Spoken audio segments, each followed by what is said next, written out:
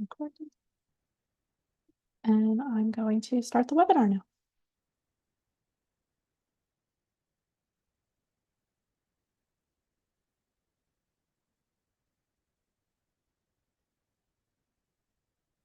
Hello, everyone. We're going to get started here in a minute or two. We're just letting everyone in. So bear with us for a minute or so while folks are flowing in and joining the webinar. While we're waiting, we're excited to have you here for the first Lunch and Learn of our, what's now, I guess, our third year or so, doing the National Speech Language Hearing Month AAC webinar series. We're here today from the Institute on Disabilities and TechOWL program, which is a part of the College of Education and Human Development at Temple University. My name's Haley Strickler, and I'm here with my colleagues today, Jen and Ming, who are also SLPs. So all three of us, we have a fourth member on our team as well, and she will be joining us for some of the other webinars later throughout this month, but we are the four speech language pathologists at the Institute on Disabilities. So it looks like the majority of folks are all logged in. As more folks join us, they'll just flow on into the webinar. So we'll go ahead and get started. Since this is a lunch and learn, I'm assuming that a lot of folks are here on their lunch break. So I want to be cognizant of your time today. So today's topic is on communication, connection, and consent, AAC vocabulary access for sexual health. Throughout this webinar series, we're going to cover a lot of different AAC topics. And today we're starting off with the spicy, exciting, kind of fun topic to launch our webinar series, but there will be lots of great learning here with us throughout the month of May. So we just want to start off with some general logistics for the webinar. Live transcription captioning through the Zoom platform is available. If you're not seeing that turned on, you might need to use your Zoom control panel and turn on that live transcription captioning. And if you're still not seeing that option, there might be a little tech issue on your end, and you might need to update your Zoom as well. We welcome questions during the webinar, so feel free to type any questions that you have in the Q&A. We'll try to monitor those, maybe answer them via, a text response, or we might answer those questions live too as well. You can also feel free to use the chat for any comments. If you put a question there too, not the end of the world. So feel free to, use both of those options to participate in the webinar. Happy to have, me talking at you be derailed, especially if folks have questions or comments that they'd like to share. Currently, we do have a PDF of the handouts put into the chat, so please feel free to download that. If for whatever reason you're not seeing that on your end, you can send one of us an email. My colleagues will put an email in the chat as well, and that will send you a copy of the slides, the handout from today after the webinar. And we'll try to save some more time on at the end. We'll hang on for a couple extra minutes, just in case folks have other questions that they want answered.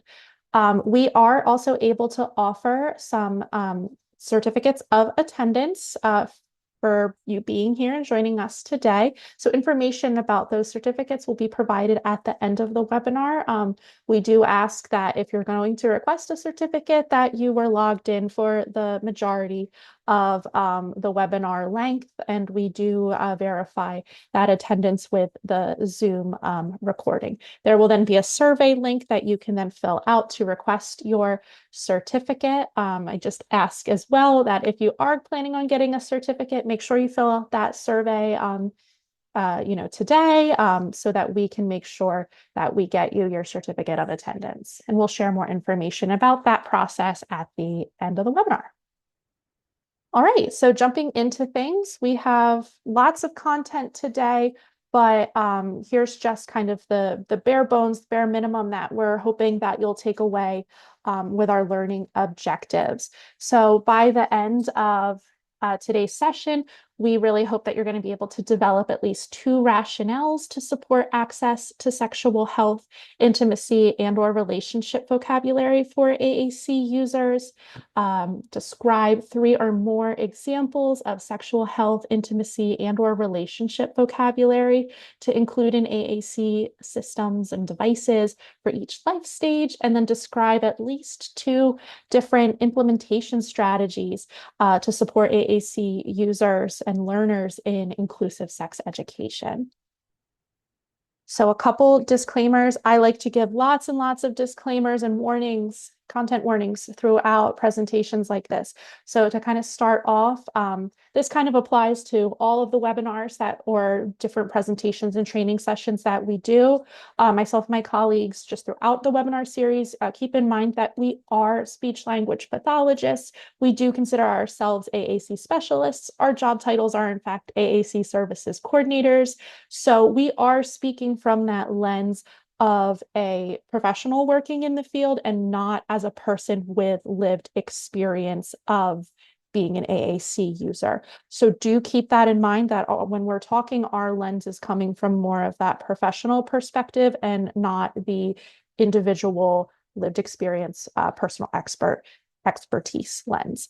So I do, of course, encourage you with any topic related to disability or differences that are outside of your own, life experience. Make sure that you are, when you're collecting information, learning about topics, to seek out the voices of folks with lived experience within that topic or that content area so that you can form a better opinion or, a more well-rounded perspective. So we do, of course, also want to uplift AAC users in research and their voices.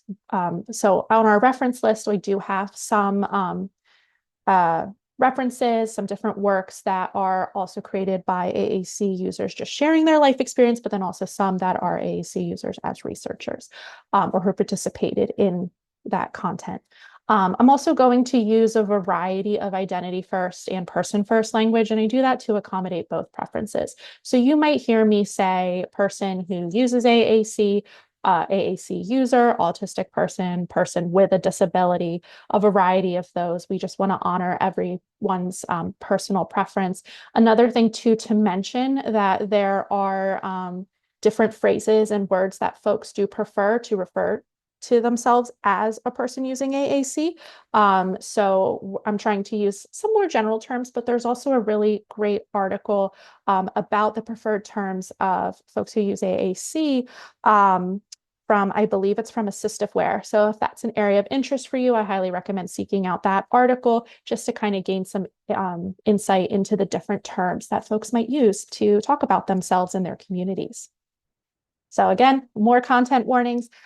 It's in the title, but today's presentation is really going to be focusing on vocabulary for sexual health.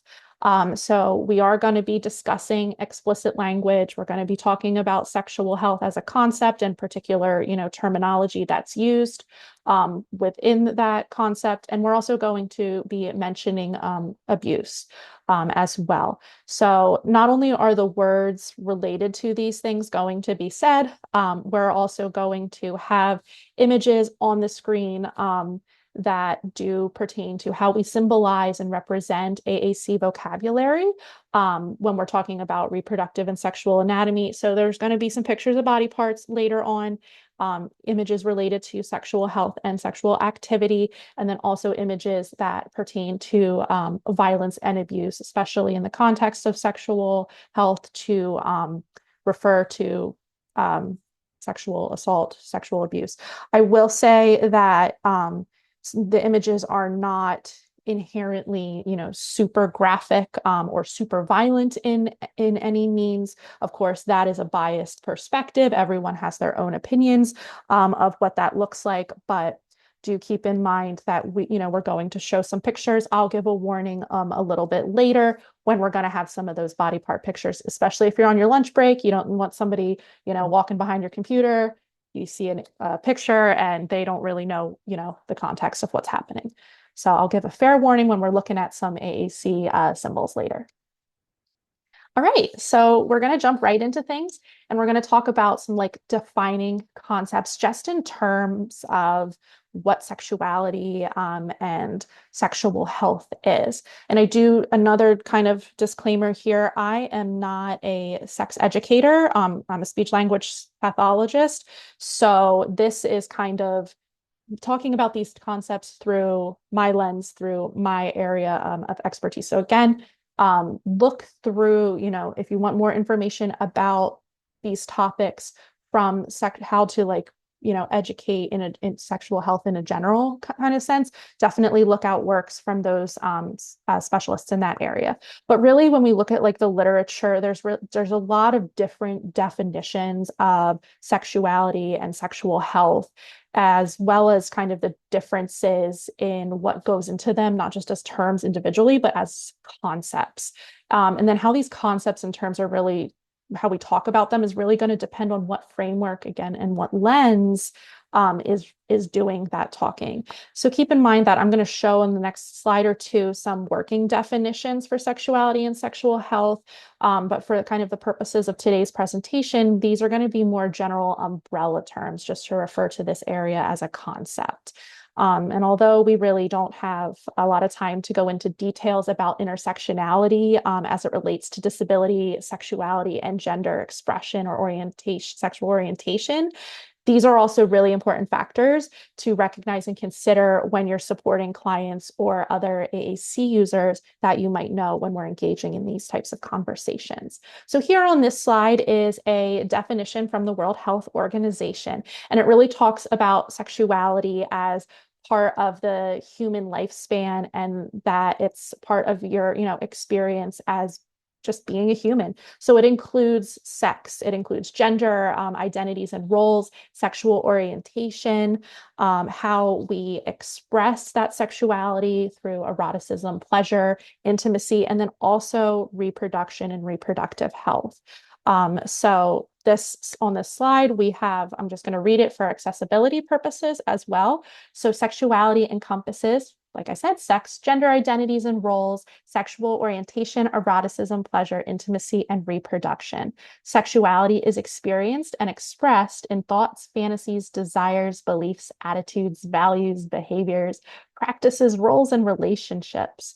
While sexuality can include all of these dimensions, not all of them are always experienced or expressed. Sexuality is influenced by the integration of biological, physiological, or psychological, social, economic, political, cultural, legal, historical, religious, and spiritual factors. That's a lot of words. There's a lot that really goes into how we define and shape sexuality as a concept. And like it says here on the slide, really cultural, religious, political, all of those influences are really going to impact how someone is able to experience their own sexuality and also how then they're able to express themselves just in a more general sense.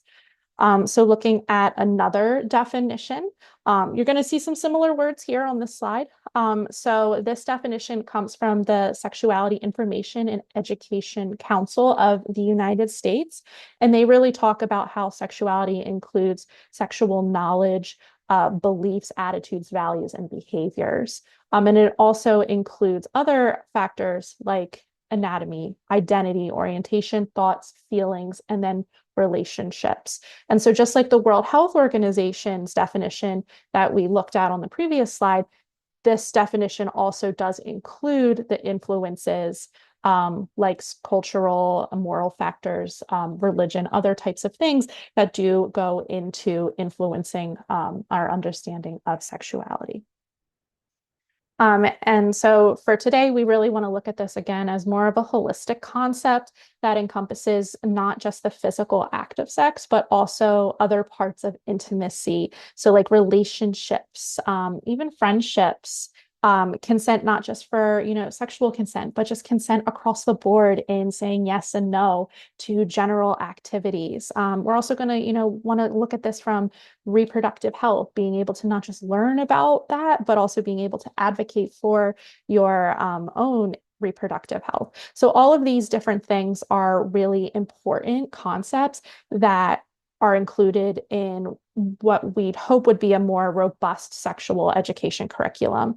And if these are, those really important concepts, we also too want to make sure that sex education is beyond just having sex or other intimate acts, that we're not just learning about those things, but we're also learning about this as a lifelong process that starts as birth and continues into, adolescence with those life changes during puberty, that then we're looking at, adulthood and how relationships and intimacy changes and communication in general too changes throughout the life.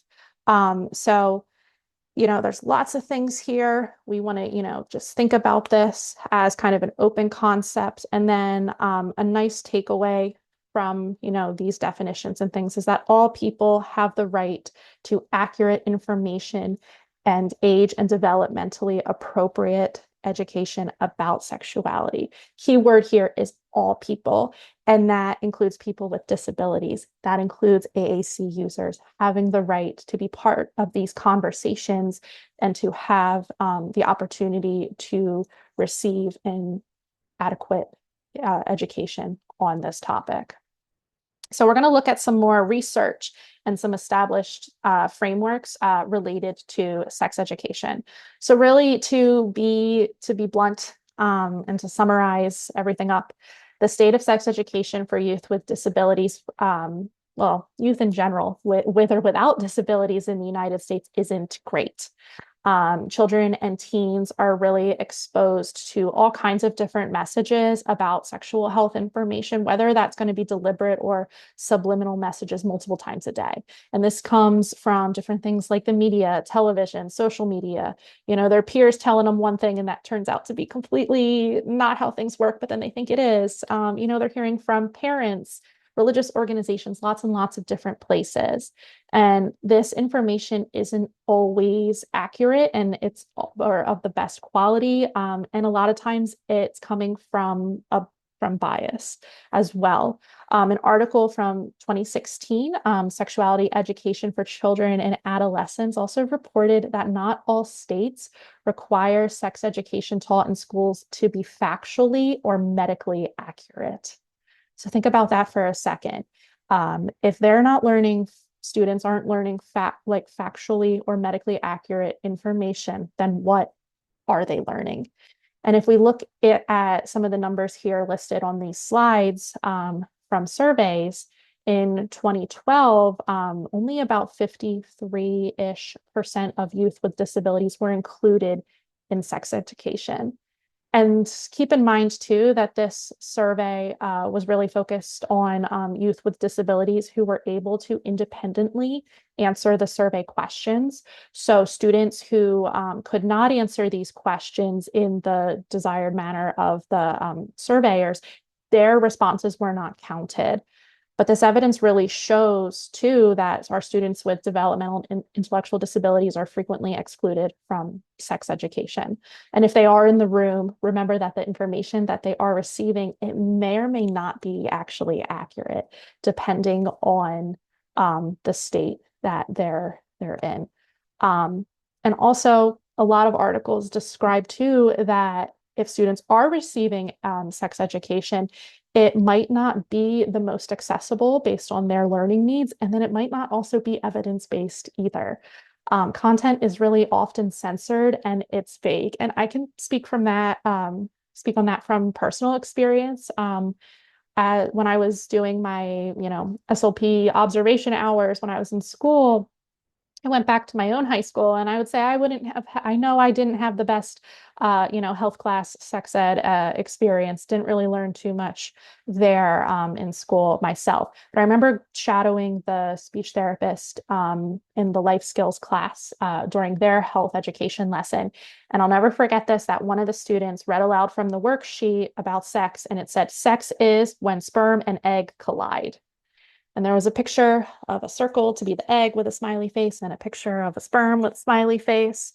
And that was the extent of um, what sex was. Um, so not really sure if that, really gave well, I am sure that didn't really give anybody any information about that. So keep in mind that, again, this sex education is going to look different for everything. There was no discussion, there was no elaboration on this. They read the worksheet and they did the exercise on whatever, answer the question, and that was it. So the big takeaway here is really that students with disabilities are receiving insufficient sexual education if they're receiving it at all.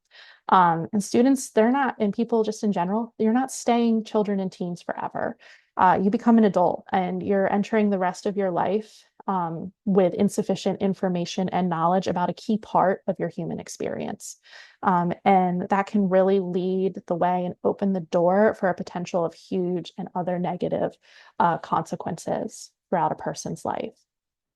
So when we look at, further research, and a lot of this research here is kind of outdated, but unfortunately, the numbers are really, suspected to not be better. Um, so people with severe physical and speech disabilities are more likely to experience abuse. This 2003 study of AAC users found that then only a small, less than half of the individuals who, participated experienced a crime, but then an even smaller number of that um, of those individuals then were able to report that crime or felt comfortable reporting that crime to the police. And when we look at a specific study that interviewed AAC users, that they found that a large number, almost the majority of participants, had no means for communication to talk about sexual health, healthy sexuality, and those related topics. So that's kind of a really, this is when we look at this from a holistic perspective and we kind of synthesize this information, that's really scary to know that the reality is that people with disabilities, especially those with significant communication disabilities, are more likely to experience crime or be abused. And then a lot of those individuals historically have not had the vocabulary or access to a means of communication then to be able to, receive justice, to report to police, to, speak up for themselves or to talk about what they experienced um, and receive that justice that they deserve. So when we look at this kind of further to AAC, why is sex education important? Um, well, it's important because we want to make sure that we're setting people up for success, for their whole life. Like I mentioned, we're not, people are not children for, forever. You grow up into adults and you need to be able to talk about all kinds of different things that adults need to be able to talk about. A lot of AAC users do often have limited or no access to the words that they need to be able to talk about taboo topics, such as, even just things like swearing and profanity, other types of taboos. So sexuality kind of falls under, not every word in sexuality is considered a swear word, but a lot of it is considered a taboo, or those are words that we don't use in our everyday, just general conversations. And so a lot of times they are left off of communication devices or tend to be an afterthought. And then words really that do have that more sexual health, sexuality connotation, they, kind of get an extra bit of censorship added to them. So for example, we might have a page, default, I download my AAC app and I have a page for body parts. but I might not even have a button automatically on there for, penis, for vulva, other types of, body parts as well. You might have a button if you're lucky, default wise, that says private parts, but then that's, that could refer to a lot of different things. That's not very specific for your, physical anatomy to be able to talk about it. And if, you don't notice that that word's missing until you need it, you're missing, getting a delay in your care. You're not, being able to communicate in the moment. And sometimes it and a lot of folks need, a support person or a family member to program their device as well. And if, the person who's programming the device didn't notice that the word's missing, how are we going to be able to then know that we need it until it's after the fact? So just kind of things to think about here. And what's really important as well is, being able to talk about sex and profanity. It's not just for just the sake of being able to talk about it. There's, really important connotations that go into kind of understanding these more culturally taboo and sensitive topics, so that folks then can also not just be able to use these types of words, but really also to be able to identify and differentiate between instances of verbal abuse or instances of something is okay, something is not okay, and how we can use those words in those different situations and across the board. And you also kind of need a lot of this vocabulary to also be able to explain what happened when you are reporting abuse or you are, sharing an experience with somebody. If you're missing half of the words or even the concepts, depending on the approach or language approach that somebody is using to support their AACUs, if we don't have anything related to, saying no or negative types of words, saying stop, how are they going to be able to convey that in a clear, concise way to, other individuals?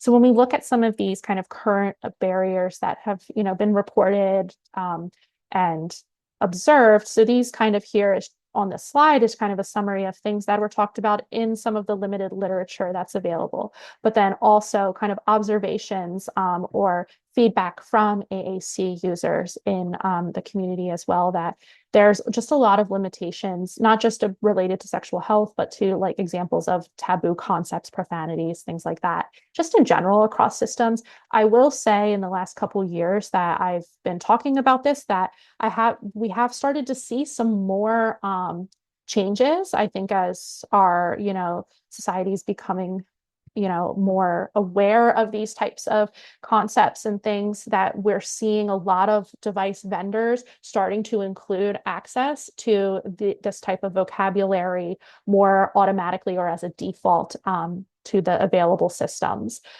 Still, a lot of the devices, though, do and like symbol libraries, vocabularies, layouts, things like that. We still got a long way to go for, default, so folks don't have to necessarily fully have to customize and program everything. But, we're starting to see some more gains in this topic. Another thing, like I mentioned a little bit ago too, is that one big barrier really is that supports persons for an individual who needs that assistance with programming their device may really censor that language that's available. And this censorship can really come from a variety of different reasons. It's not always a nefarious reason. Sometimes it's just a, not thinking about it, not really needing or knowing that we need to talk about it until it's brought up. Um, Other things too, there's that kind of like that personal bias or that prejudice. If you have a teen AAC user and maybe you come from a more religious or family or from a culture where sexuality is not necessarily talked about in larger circles, that might not even be something to think to put on their child's device, but their child might be experiencing feelings. They might want to be able to talk about that, but then how do they convey that information in that situation? There's also too, like there's misconceptions about presuming the ability to learn. So if we kind of write somebody off and say, oh, they don't need that vocabulary because we're working on these, other types of skills, we're also limiting that person. Just maybe we're not maybe a person doesn't have the biggest grid size on their device, and that they might need to use that real estate for other types of concepts or vocabulary, um, you know, right off the bat earlier in their AAC journey and learning. But that doesn't mean that then we just assume that they're never going to want to increase their grid size of the device or expand their vocabulary, add more things. We should be more open-minded and always working towards continued learning and continued growth, not just saying like, okay, this is it, that's all you get forever. We also too don't necessarily want to replace our vocabulary with like those more appropriate alternatives. So kind of think of that idea of like that censorship, that we're using private parts or those like silly names for body parts that we might use with children. And then never changing them, never, expanding that to the more accurate, specific vocabulary. And then, of course, too, there's just like that limited knowledge. If, the support person didn't have, the best sex education in the world and also has limited knowledge, not just about sexual health and sex education topics, but just like in general with the trending slang, what's the cool things that people are saying these days? You might not be programming that on the device. And then, as I mentioned too, just not updating that vocabulary throughout the lifespan. And we're also, from a more general sense, that there's just a lot of limitations in AAC teaching strategies for children and for emergent communicators, different groups, and how we can actually, use evidence-based practice to support folks in learning to use this type of vocabulary. So when we look at vocabulary selection, the next couple slides, we're going to be talking about things from a more, kind of researchy, integrated kind of thing. And then we're going to take a look in the next couple slides at how vocabulary is represented on different systems, and then what are some kind of content topic areas that can help us think of the words or phrases that might fall under certain subtopics. So when we look at word choices for sexual health, relationships, intimacy, those types of things here. This on this slide is a kind of just some recommendations. So this is recommendations that I've taken from reading like the different articles, whether they're from a more speech languagey type perspective, but then also from like sexual health or larger profanity and language research. So kind of giving some recommendations on when these types of vocabulary may be a good time to start introducing, or making sure that we're having that conversation, thinking about how a person's vocabulary can represent these types of concepts. Do they have the words that they need to express these types of things from an age, kind of idea of where you fall age-wise. But keep in mind too that this is more of just a general thing, and it's not a one-size-fits-all magic approach for anything. You really want to be keeping that conversation open and having that conversation with the AAC user on what that they want to include on their device, especially when we're working with adults. We want to keep that more explicit language conversation, a little more fluid, a little more open-minded for what they might need to represent themselves as well. And again, these suggestions here are really based on language and concept knowledge that's derived from looking at the development of non-disabled peers. So when we kind of think of that, we can use this maybe as a rationale to like let caregivers know that certain vocabulary is appropriate for this person. Just because this person has a disability doesn't mean that they don't get access to the same vocabulary that their age matched peers also have access to. So when we're looking at things like this, when we're working with younger children, things like proper names for body parts. It doesn't have to be, the super, nitty gritty little body, all the details of body parts, but you can use those larger, more general types of words like penis, vulva, those types of words, and start introducing those so that children don't, have those silly, necessarily made up names that then nobody else outside of their immediate family circle might know what those words are. Because if there's an incident, and they're talking about something, a teacher or another, support person might not be able to pick up on an instance that somebody may be experiencing abuse. Um, there's a story, and I don't know if this is a true story or if this is just one that kind of goes around the education circles, but I heard this once that in a young child referred to you know, their vulva as their cookie, and they, kept saying that, oh, so and so kissed my cookie, kissed my cookie.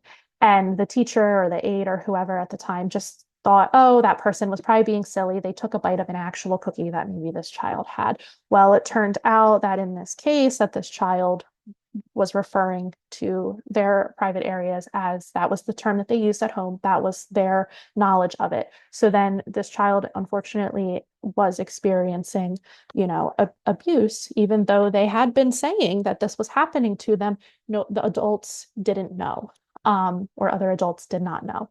Hopefully, that is a made-up story that I've just heard through the teaching, world and circles.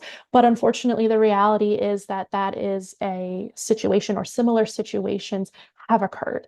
And when we know that this can happen, we want to do better and make sure that we are, creating safe environments for children, providing them that proper education that will benefit them later in life as well. But also from, a less negative standpoint too, including things like words like bodily functions, like what little kid doesn't love to talk about poop and farts and things like that. Those are, fun and silly ways to also engage children in conversations about their bodies and, things that happen naturally. But we also too want to start introducing those words for consent and for boundaries, not just telling children, no, you can't do that, but then for them to be able to say no, that they don't like something, that they want something to stop. Teaching like the words like for hug or touch. It doesn't have to be, touch in a sexual sense, but building that kind of concept knowledge, that skill or that information from an earlier age can then help them to be able to then expand that linguistic knowledge later on in life. So then as children enter elementary school, we want to expand on kind of all those previous things. Maybe this is when we start to maybe have some of those more silly, slangy type words for bodily functions, body parts. So words that their peers are using so that they can also experience kind of that sense of social closeness that you get through language. So when we use slang is kind of, it helps create a sense of like an in-group experience. So when people understand and know certain types of words, they're able to kind of connect with their peers on a different sense in a way. So if, kids are able who are using AAC can have those silly, those fun slang words that then they can relate to their peers and participate in conversations just like how their peers are doing as well. And also having those words for friendship and relationship vocabularies, thinking about what that looks like for, younger to older elementary age children so that they can be able to participate in conversations around those types of topics as well. And then, of course, starting to include that vocabulary that's related to puberty and hygiene as your bodies are changing. How can we be able to talk about that? Not just from so you can participate in health class sense, but then also so like you can kind of know what to expect from a receptive language standpoint as well. So showing that how, your body changes, here's symbols that represent these concepts, providing those visual supports to the students that need them, early on and engaging. Then middle school, keep updating all that vocabulary, updating slang. And this is when we're probably going to start getting that more explicitly direct type sexual health education. So we want to have that vocabulary on there. Again, not just to participate from an educational standpoint, but this is when students are starting to experience, our children and individuals are starting to experiencing even more changes in their life with their personal anatomy, with their hygiene, with puberty. So we want to make sure that they're having those words to understand what's happening to them, but then also so they can participate in conversations about those things as well. And then from high school to adults, again, continuing to expand that as, thinking about how age matched peers, what types of words or conversations are they participating in? What types of words do they need necessarily to have access to as well?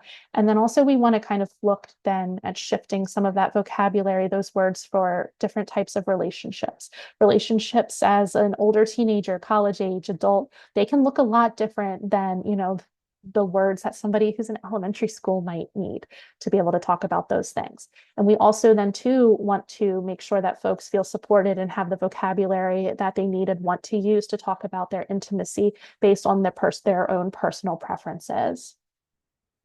So here are just some content areas, how we can kind of break down this type of vocabulary as, AAC users, yourself, or if you're somebody's family member, a speech therapist, anyone supporting an AAC user, and how we can kind of maybe we create page sets that are related to this vocabulary, or you think about the phrases that might be useful to you or the person you know, and do they have a way that is accessible for them to, have phrases or words related to these types of concepts. So these kind of ideas or these lists of content areas for vocabulary were taken from a larger like content area. So the Future of Sex Education Initiative, this is kind of derived from their like curriculum-y type thing. So they're national sex education standards. So these content areas consist of consent and healthy relationships, anatomy and physiology, puberty and adolescent sexual development, gender identity and expression, sexual orientation and identity, sexual health, and then interpersonal violence. So over the next couple slides, we're going to look at each of these content areas and then break them down into some more specific examples of vocabulary that you might include under, if we say we have a consent and healthy relationships page set or word list, what are some ideas to help us build that out? The next couple slides too are also going to include some default screenshots from different AAC apps and software with vocabulary that's related to these page sets that exist within those systems. So this is when we're going to start to be entering the part where you're going to see some more of those explicit symbols and images on the slides. So fair warning in advance here. So when we look at consent and healthy relationships, we want to make sure that we have vocabulary for talking about relationships just in general. So this doesn't just have to include things for, sexual relationships or intimate partner relationships. This can include, vocabulary for things like just family topics in general, peers, being able to talk about, marriage or the different types of friendships that somebody might have on a device. We also want to make sure that we're talking about things to participate in consensual relationships. Again, not just sexual, but also things like just your personal boundaries in general, being able to consent or not consent to different things. Like if somebody's trying to, start an argument, being able to say, no, I'm not participating or engaging in that conversation. Or yes, this is a worthwhile fight for me. I want to, participate too. So it doesn't just have to be physical consent or physical boundaries. There's lots of different things that can kind of go into this type of stuff. Thinking about bodily autonomy, sexual agency, and again, consent just from a general sense, like, no, I don't consent to going to, Walmart today, things like that. So here on the slide is a screenshot of Touch Chat with one of the more phrase-based vocabulary sets that just has some examples on here too of things to be able to kind of consent and participate. Like, it upsets me when you tell me X, Y, and Z. I'm uncomfortable. I can't do that. I don't like that. I'm not happy with that. There's lots of different phrases in here to be able to participate in that conversation and express what you do or do not want to participate in. So then also when we look at more anatomy and physiology based concepts, this is really where we want to make sure that we have the vocabulary for talking about our body parts. And that includes our reproductive systems and our genitalia. So what that looks like. How do we symbolize this? Do we keep things more general? Do we use more specific vocabulary here? Like on the slide, for example, you'll notice that we have for vagina, that's not actually a picture of a vagina itself, but they're using that more in the kind of colloquial way that folks just kind of refer to the whole body part as the vagina, even though that actually refers to a very specific part of the body. So there's all kinds of different ways that we can symbolize this. This slide example here is from Link Graphica devices as well. But we don't just want to be able to talk about the body parts as like from a labeling kind of perspective. We also want to be able to talk about the body and like how it works, what it does. Is something wrong with it? Is it working okay? Talking about, all the different factors that might go into your healthcare related to your anatomy.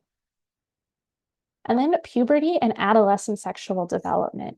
We want to make sure that especially kids that are starting to experiencing their bodies changing, that they have a way to be able to talk about those types of things. That can be a really scary time. And, you middle schoolers experiencing puberty and stuff like that, you're also not just experiencing physical changes, but you're also experiencing emotional development, emotional changes as well. So being able to express those new feelings too, that's also important to include. We want to include, words to be able to talk about hygiene and personal care and how that might change as you start to age. What does your new hygiene routine look like if you're somebody with a complex body who is now menstruating? How does that hygiene routine now differ from before? What should you expect a caregiver to do when they're supporting you in that hygiene care moment? What is that this is okay? This is, how my hygiene routine should go versus this is not okay. This was maybe an instance that's kind of going into, or it was an abusive situation. So kind of being able to, again, differentiate that abuse. This was good. This was not good. We're also directing folks in doing somebody's care so that you can also have more autonomy and independence to advocate for yourself and your routines as well. So here on the slide is an example from Grid Software's VocoChat page sets, and this one is a page related to menstruation. So we got vocabulary on here for being able to say I'm on my period, tampons, pads, and then the things that somebody might need or that go into that experience. So I need, medicine, I'm having some pain, I'm in a bad mood, all those types of things to be able to talk about that particular topic. Next, gender identity and expression. So what does that look like for somebody? So we want to make sure that this also includes words for them to be able to talk about their own personal identity as it relates to gender, but then of course also the people in their life as well, so in their communities, so that they can be able to talk about all the people that are important to them in the way that those folks also want to be represented. This can also include vocabulary for gender roles that maybe we think of as a little more traditional, being able to have all those words and concepts to be able to participate in those conversations. And then, of course, vocabulary, phrases, things for somebody to be able to advocate for themselves and their identity, their safety, and their equity as it relates to their gender identity and expression. So here is another example from Grid and their vocabulary sets. This, of course, doesn't include every term that somebody might use. And that's why, we also, of course, want to encourage customization to, expand and include different identities that a person might need.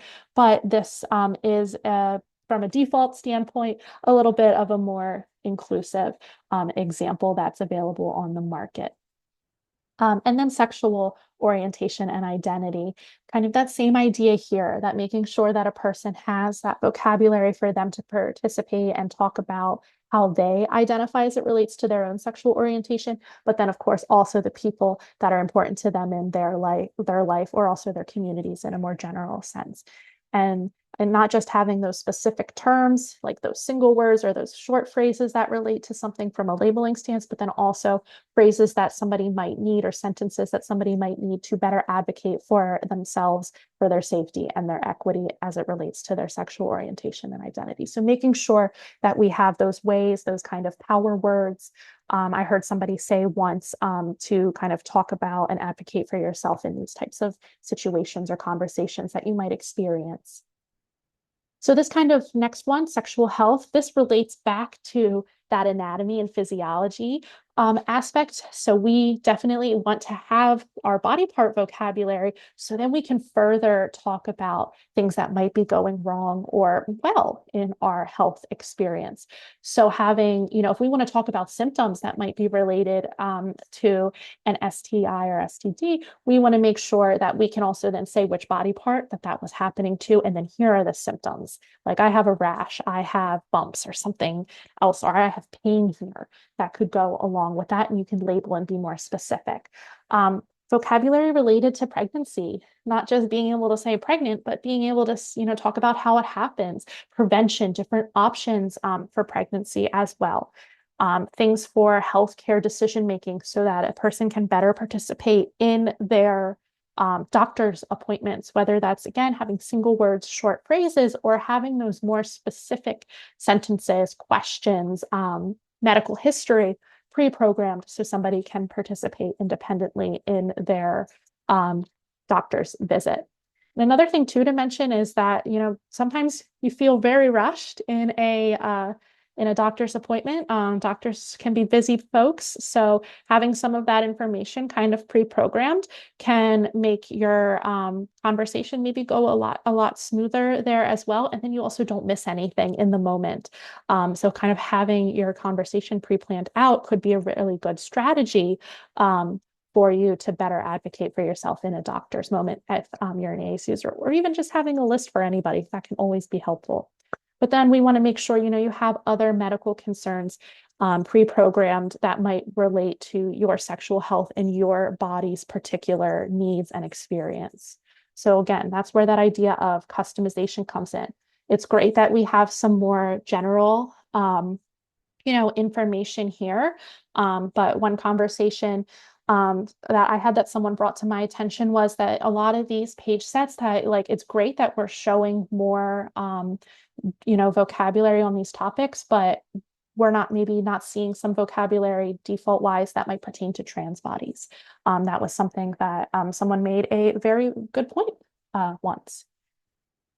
So another thing too, we're looking at interpersonal violence. So not just being able to talk about abuse that might happen and not just reporting that abuse, but also being able to ask for help or to, support someone else who might be experiencing this, experiencing violence in their own life. AAC users are complete people. They want to, they need to be able to participate with their, and support their friends, their family members and loved ones who might be going through or experiencing different types of experiences related to these topics. We also want to be able to talk about things for prevention. What are your local resources? Is it just the word for hospital, or is maybe Planned Parenthood or the specific doctor or specific counselor that somebody might be using? Having that more specific information programmed into their device could be super helpful. All right, so some implementation strategies. So how do we support folks in using this vocabulary once they, have it programmed and it's customized on their device? Another, like I said earlier, that we've got lots of disclaimers today. Another disclaimer here is that these are just kind of suggestions or ideas to get started. Not every single implementation strategy here is going to work for every single person. Everyone's linguistic journey is different. So we want to make sure, of course, that all strategies are tailored to the individual needs of the person, but these could be some tips and tricks to help support them, get a person started.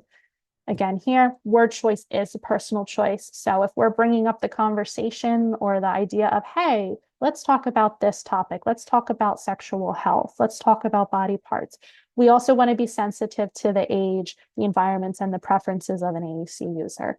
The way we go about this is going to look a lot different for a younger child versus a adult who's, 50 years old.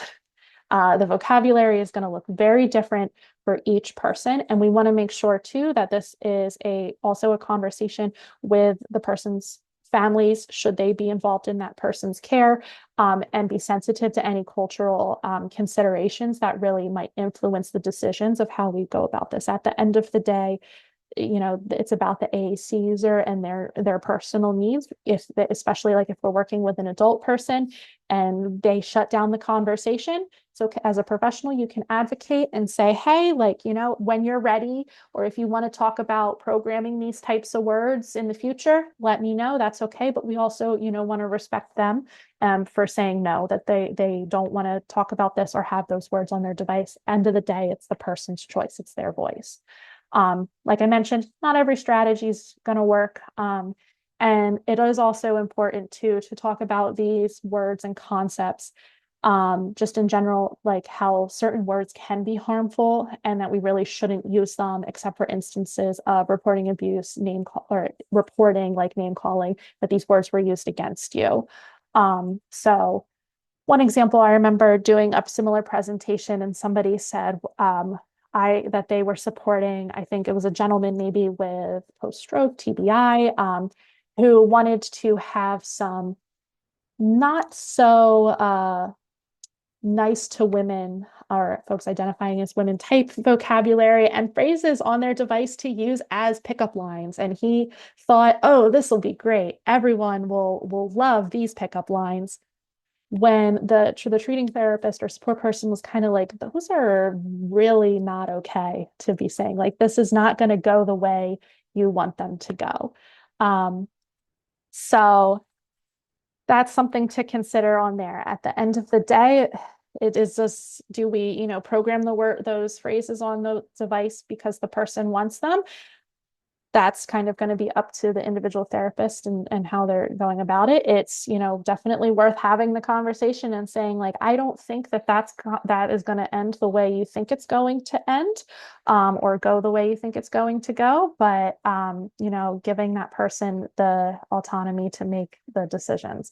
I don't have a magic answer for how you handle that situation, though, either. So just keep that in mind. So then we can look at things for private versus public. This is a question that comes up a lot as well, too. So awareness of norms and taboos, things like privacy, those are learned at a young age, whether they're taught explicitly or not. And then there's certain words and concepts that, especially from a cultural standpoint, that we do want to keep as kind of more private. We're not going to necessarily tell our neighbor all of our business about, our genitals, but we do want to say those types of words with our doctor. So really teaching that difference between private versus, public conversations, and then also making sure that when we are talking about these types of things, that we're not confusing private with secret or shameful. Private is because then when you enter in that this is shameful, then we have, experiencing trauma about our bodies, being able to talk about them. And then having something be secret can then also be a way to, miss instances of abuse or cover up instances of abuse. So just kind of having those conversations. A good strategy too is building in those trusted communication partners, like teaching the individual that these are like the 5 people that you can use those more private words with, and it's okay. They are a safe space for these words. Also things like teaching intimacy and consent. We want to make sure that we have that access to that vocabulary and then make sure that people are being supported in learning how to use it. So this could be through modeling that body part vocabulary during those daily hygiene routines, modeling consent, doesn't have to be sexual consent. We're modeling consent like through high fives, or no, I don't want that. Like, don't poke me. I don't want a hug, but I'll do a handshake instead. There's all kinds of different ways to model that concept of consent. And for teens and adults, supporting them in making sure that they have that vocabulary for the relationships that they want to have. And then also showing people how that they can report that something happened to them, how that they can go about using their vocabulary to do so. We also want to look at considerations for adults. Sorry, I'm just going to jump in real quick. Just to let everyone know, I know we're coming up close to that 1 o'clock. I'm going to put in a link to the survey in the chat. We would love it if you can stay till the end, but we do understand this was a lunch and learn for 1 hour. So if you need to pop off, I'm going to put that in the chat right now.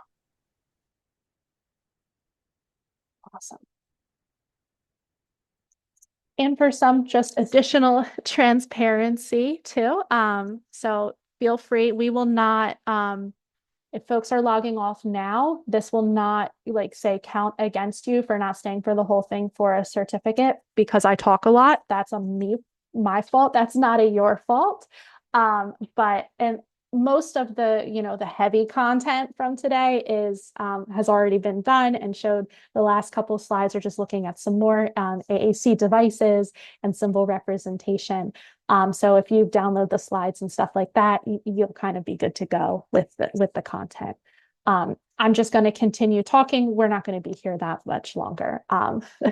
So when we are looking at considerations for adults with those communication disorders or acquired communication disorders, we want to be sensitive to that somebody might not have experienced a communication disorder early in their life, and this is new for them. And now that they're experiencing this, that sex in intimacy can look really different. Especially if somebody is not just experiencing difficulty with communication, but now their physical, their mobility status has changed as well. So really kind of helping and supporting them to reestablish their sex life, because sex can be, an activity of daily living for a lot of folks. So making sure that they're able to kind of gain that back with whatever they're comfortable with. So how clinicians, therapists, other sports folks can go about this is really making sure that you're supporting not just the individual, but also their partner should they want to participate in that conversation. So this could be an opportunity to really discuss different communication strategies for those in the moment types of things. How do we go about this now that things look different in the bedroom? And also identifying different vocabulary if somebody's using an AAC device now. And even though I just spent, the whole hour talking about we want proper terminology, sometimes there is a case for when we don't want proper terminology because, saying penis and vulva and vagina in the bedroom is not the sexiest or the best for spicy conversation. So having that opportunity to be able to differentiate your medical terminology versus your more spicy bedroom talk, having a conversation of how we can program that, what that looks like. And so then here, the next couple slides, again, warning, we're just going to see some more symbol representations of this anatomy vocabulary just to go through a couple more representations. So here's TD snap and page sets related to sexuality here. This is Proloquo to go with body parts added. So default wise, a vagina, penis, and breast did not come onto the system, but you can add those as customizations to body parts page sets. And this is Proloquo and how they represent body parts. So you'll see that some of those are over on the more text-based column. Voco chat. So this is with the one slide has the pictures with the censorship option turned on, and then it's the explicit image is turned off on the other side, just to show you what those two different options look like. Because we can still have the vocabulary without having the image if somebody's uncomfortable with the images as well. Same idea here, looking at some more robust and specific vocabulary for body parts. Grid's puberty sets, page set, one specific for sex, reproduction, and grid. Grid has a lot of good default sets. So if you're somebody that doesn't use grid, or an AAC user who doesn't use grid, this can be a good way to get some of these word lists and then, apply them to customizations to your own language system or device, just to, not have to reinvent the wheel if the vocabulary list already exists. So just to give you an idea of how these different page sets can be structured. And on Grid's website, I think they created these different files for, I want to say it was like International Women's Day a couple years ago. Like if you go on their site and search that, some different page sets should then appear with some sexual health vocabulary. So this is also a different way to represent vocabulary using a visual scene with body parts as well. So if you're using a device that has that option to create those hotspots for bodies instead of using a grid-based vocabulary, this could be a way for a person to be able to talk about their bodies or indicate certain body parts in a way that might be more accessible to them. And then the last couple things are just some final thoughts that you can take away with today. So, what are some examples of vocabulary related to intimacy and sexual health to include on AAC devices? Whether that's your own AAC device, you want to expand your customization, or if you're a family member, how can you incorporate and support your loved one in this type of vocabulary, or if you're a therapist or professional? Do you have ideas to help support the different folks that you know and work with? And then just from a more general community, idea or thought, how do we improve or continue to improve overall the experience of AAC users and their outcomes for sexual health, intimacy, and relationships? What are the continued, areas that as a community, as stakeholders, that we can, continue to strive for, continue to move that needle forward per se, to have better outcomes for folks. And as promised, lots of references here. And if you're interested in more, information or other types of trainings in the future, please feel free to follow TechOWL PA on all social media, including our Facebook, Instagram, and TikTok. So there's lots of great learning and opportunities on there. And we also share different events, such as webinars and trainings for folks. This is the general information for TechOWL. TechOWL is Pennsylvania State Assistive Technology Program. So feel free to check out our website or shoot us an email or phone call if you have any questions. The general contact information for the Institute on Disabilities at Temple University. And then our upcoming webinars with registration links. So we'd love to see you again at our next week and the following weeks throughout May. So next week is AAC Funding Through Life. The following week, May 21st, will be Communication Partner Instruction. So considerations for supporting adults who use AAC, and Exploring AAC Apps Deep Dive and Demo will be our wrap up for the month on May 28th. So all webinars will be Wednesdays at noon Eastern Time. And then our certificate request form here. So we just ask that if you do need a certificate, please complete the request form either at the link or the QR code. There will be a general survey and then the information that you need to include to get your certificate. That's going to be your name and the email that you want that certificate sent to. And then also, if you do not need a certificate, but you'd like to give us feedback, you can use this same form as well. So we would love to hear from you about what you liked, what you didn't like, as well as including information on topics that you'd be interested in seeing us do in the future. So that's super helpful. So you don't have to request a certificate if you just want to fill out the survey, same link. But if you are requesting a certificate, you have to fill out the survey part. And we create them by hand. So we just ask for a little bit of grace for it takes a couple days to get those sent over to folks. And that we cannot honor certificate requests more than a week after the webinar. Because this is more of an ongoing series, that is the end of May for the whole thing. So just make sure you get your certificate requests in. And we do ask that you fill out a new form for each webinar you attend. So if you're planning on being here for all four, please complete a separate survey request for each one. So I make sure that you get your certificate for each webinar. We're not kind of bulking it up as the whole series. Each one is considered an individual session. All right, so I'll leave our survey up for a couple more seconds. Link is also in the chat should you need it. And then all of our contact information, our emails are here. So thank you everyone for attending, and sorry for going over the 1 o'clock. I'm really excited about this topic. So I just, had a lot of words to share with everybody. So please feel free to shoot us any emails if you have any questions about the content discussed today. And we definitely look forward to seeing you all hopefully next week and the following weeks to celebrate National Speech Language Hearing Month and learning about AAC. Thank you, everyone. And we're going to conclude and close out of the webinar now.